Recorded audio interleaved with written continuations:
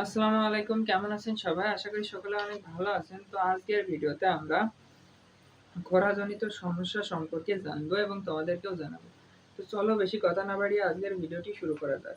কাঁচা ঘাসের অভাব হয়, পানি দূষিত হয়, গবাদি পশু অপুষ্টিতে ভোগে, গবাদি পশুর রোগ বৃদ্ধি দেখা দেয়, মাঠ ঘাটের ঘাস শুকিয়ে যায়, পশুর বহির্দেশের পরজীবী উপদ্রব সৃষ্টি বৃদ্ধি করে, অধিক তাপমাত্রা ও পশু-পাখির অস্বাভাবিক অবস্থার সৃষ্টি হয়, গবাদি পশুর স্বাস্থ্যের অবনতি, মৃত্যুর আশঙ্কা দেখা দেয়, তাপ-পীড়নে খামারে ও ব্রয়লার ও লেয়ার মুরগির মৃত্যুর হার বেড়ে যায়।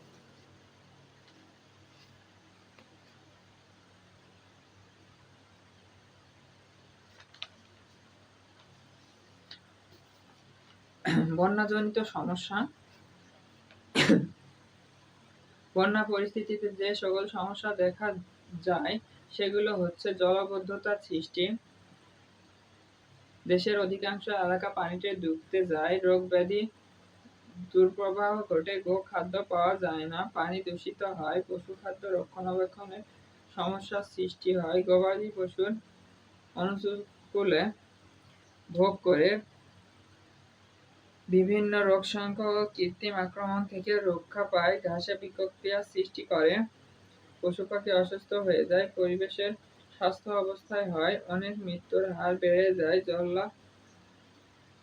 জলোচ্ছ্বাসজনিত সমস্যা। জলোচ্ছ্বাসের যে কোনো সমস্যা দেখা দিচ্ছে, জলোচ্ছ্বাস কবলিত এলাকায় পানি দূষণ হয় এবং কবলিত পানির ওপর গবাদি পশু ও জীবাণু পশু তাৎক্ষণিক মারা যায়, শর্করার অভাবে মৃত প্রাণীর পরিবেশ দূষিত হয়, পশু খাদ্যের অভাব দেখা দেয়।